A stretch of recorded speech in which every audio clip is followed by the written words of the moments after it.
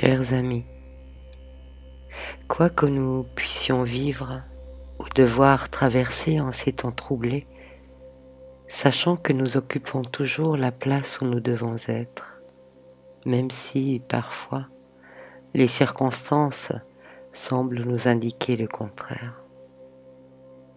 Notre impatience, nos peurs, nos doutes n'ont rien à voir avec le lieu où nous sommes, mais proviennent de cette tendance du mental à se projeter continuellement et inconsidérément dans le futur. Le futur n'existe pas. Enfin, le futur, tel que nous pouvons l'envisager, n'existe pas. Le futur n'est que la projection par le mental de ce que nous avons vécu, une répétition. L'avenir, lui, c'est ce qui advient, le non prédictible, la surprise de la vie. Voyez-vous, vous pouvez emprunter 1000 chemins détournés, vous vous retrouverez là où vous devez être. Le corps, notre corps, est le chemin. Nous ne pouvons pas nous perdre lorsque nous occupons la réalité toute physique et sensorielle de notre corps.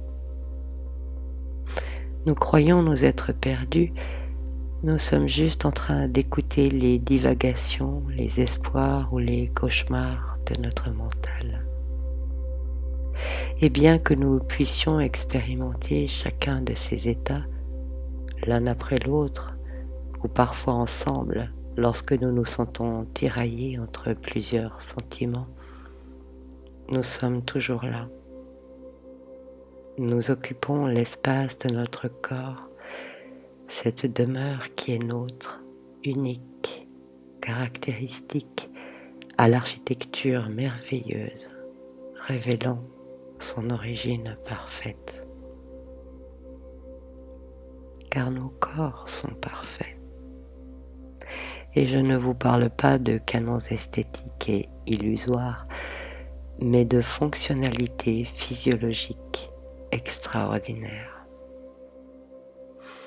Nous n'avons ni besoin de penser à respirer, ni à faire battre notre cœur, ni à digérer ou à nous demander comment lever un bras ou guérir une plaie. Notre corps le fait de lui-même, et le miracle est là.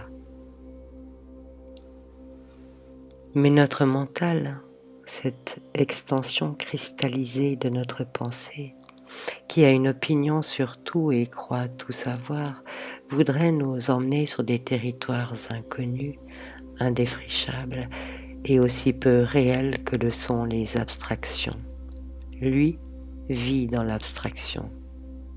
Le corps, lui, vit dans le réel.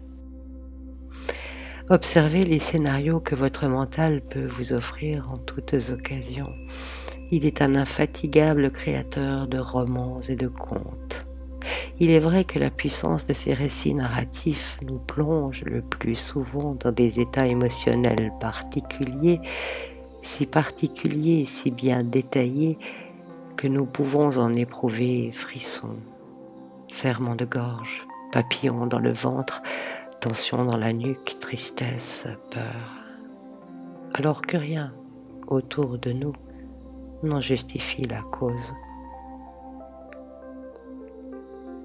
Le mental projette, le corps vit dans le réel, dans l'instant.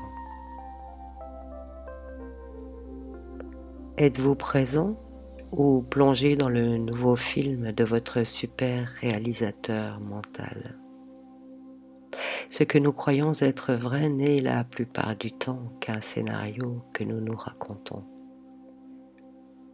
Non que nous ne soyons pas aptes à prendre la réalité telle qu'elle est, nous avons cette faculté, mais nous nous laissons détourner par ce raconteur, ce beau parleur, qui a toujours une opinion sur tout.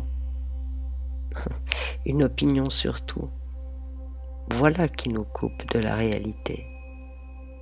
La plupart du temps d'ailleurs, ce que nous prenons pour des faits ne sont en réalité que des opinions. La vôtre, la mienne, celle du voisin, du collègue, du journaliste, du politique, du pharmacien, du médecin, de l'économiste. Et nous finissons souvent par nous prendre de bec pour une réalité qui n'en est pas une, mais juste une opinion. J'ai remarqué en ces temps que nous traversons actuellement combien je me fais mener par le bout du nez par mon propre raconteur. Ce mental à la fois bien utile, sans lui impossible de communiquer, calculer, construire des ponts, bâtir des sociétés et donner du sens, mais aussi souvent aussi bien sot avec ses suppositions étranges. Et s'il arrivait ceci ou cela, et si on nous voulait cela ou ceci, et si, et si, et si n'existe pas, c'est juste une note de musique. Nous ne sommes jamais en paix parce que nous l'écoutons lui plutôt que notre corps.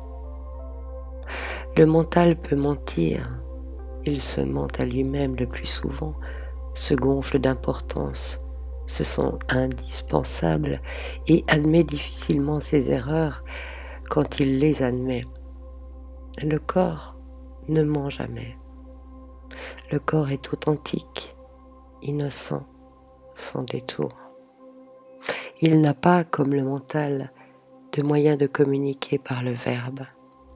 Alors, il communique par la sensation. Lourdeur, frisson, douleur, plaisir, ouverture. Lorsque nous avons peur, que nous doutons, nous ne sommes que rarement dans des situations qui en sont la cause, mais simplement dans la projection du mental. Nous imaginons ce qui pourrait arriver. À moins d'être face à un chien prêt à mordre ou sous le tir de balle, à moins d'avoir entre les mains une lettre de licenciement ou de rupture, la plupart de nos émotions proviennent d'un mauvais usage de notre mental, de notre imagination. Car même lorsque surviennent les événements les plus déstabilisants, nous ne pouvons anticiper la façon dont cela se terminera, ni même si le résultat final ne sera pas meilleur que ce que nous vivions jusque-là. Il est des ruptures qui nous rendent à notre profondeur, des blessures qui nous guérissent l'âme, des gifles qui nous réveillent. Lorsque nous sommes perchés là-haut, dans notre mental, nous perdons contact avec la vie, avec le corps, avec la réalité. La seule chose qui puisse guérir les délires du mental, c'est le corps, la paix du corps, le rythme paisible du corps, le cycle naturel de la respiration, de la circulation sanguine, de la digestion.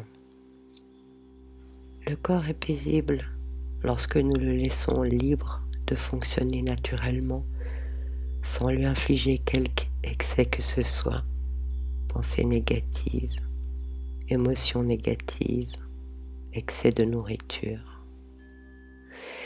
Lorsque nous sommes incapables d'y retourner, de redescendre en lui, il nous lance des appels sous la forme de sensations, de tensions, de douleurs, comme pour nous rappeler qu'il est là, qu'il est notre havre et notre forteresse, notre refuge et notre force. Chers amis, quoi qu'il puisse arriver dans la vie, nous ne savons pas ce que nous ne savons pas. Nous ne pouvons pas présumer de l'avenir. Alors pourquoi nous inquiéter ? Si notre corps était à l'image de notre mental, il cesserait bien vite de fonctionner. Ne présumez pas de ce qui adviendra dans les temps actuels. Quels que soient les pronostics de votre mental, il vous égarera plus qu'il ne vous conduira. Remettez votre confiance à la sagesse de votre corps. Posez-vous avec lui sur le bord du chemin. Appuyez-le contre le tronc d'un arbre et prenez conscience de l'écorce. Écoutez les bruits alentours et, sans chercher à en saisir un seul en particulier, laissez-les tous résonner ensemble. Vous entrez peu à peu dans un espace, dans une profondeur, dans un accueil illimité. Vous êtes dans le réel. Même vos pensées se font plus espacées tant que vous gardez votre attention sur les sensations du corps. Livrez-vous à l'écoute globale grâce à l'ouïe, à la vision panoramique grâce à la vue, aux senteurs alliés grâce à l'odorat, aux multiples sensations tactiles qui viennent caresser votre corps grâce au toucher.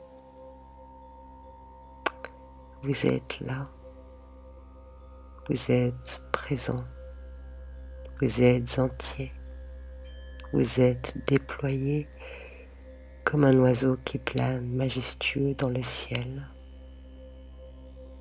Vous êtes dans le flux de la vie, comme un poisson qui ondoie dans l'océan.